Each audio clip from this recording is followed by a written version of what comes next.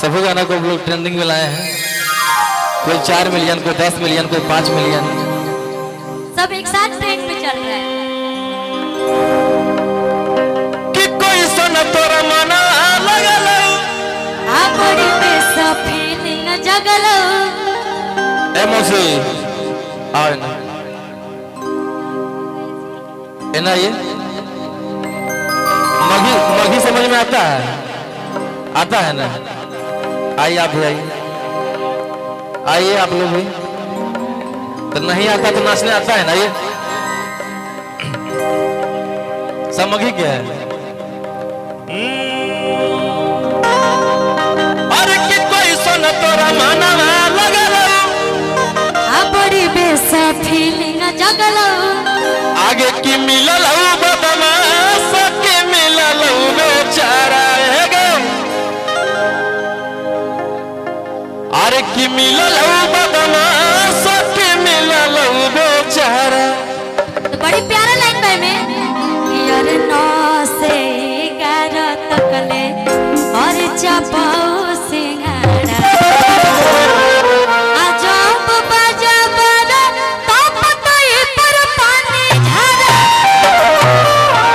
1 2 3 4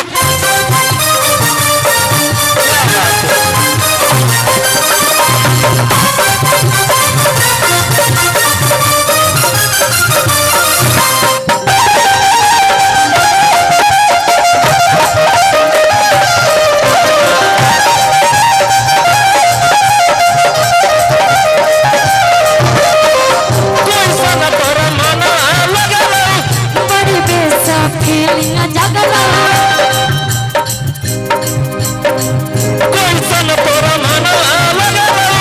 बड़ी बेसा फीलिंग जगल।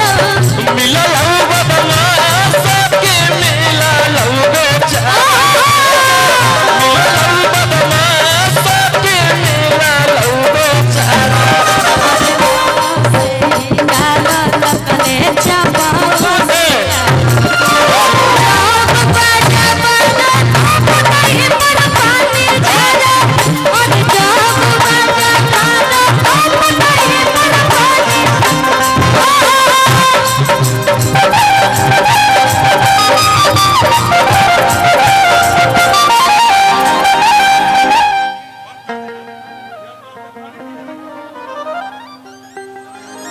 कम समय में भैया के चैनल से, भैया का म्यूजिक कि जमी तो जो हमारा गाँव नहीं हो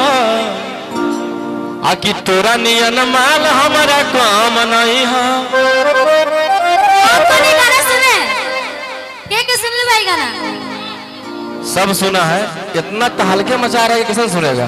लजा रहे हैं लोग हाथ उठाने। मात्र 2 से 3 वीक में 5 मिलियन और 7-8 लाख रील।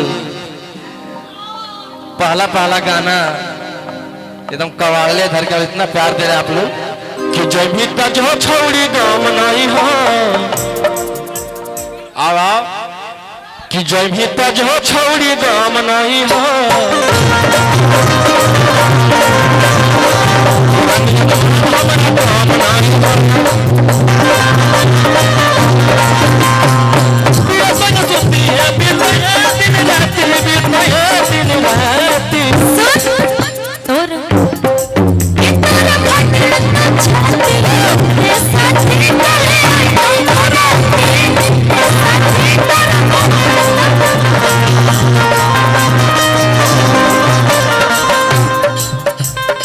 जब भी जो छोड़ी गाम नहीं हो।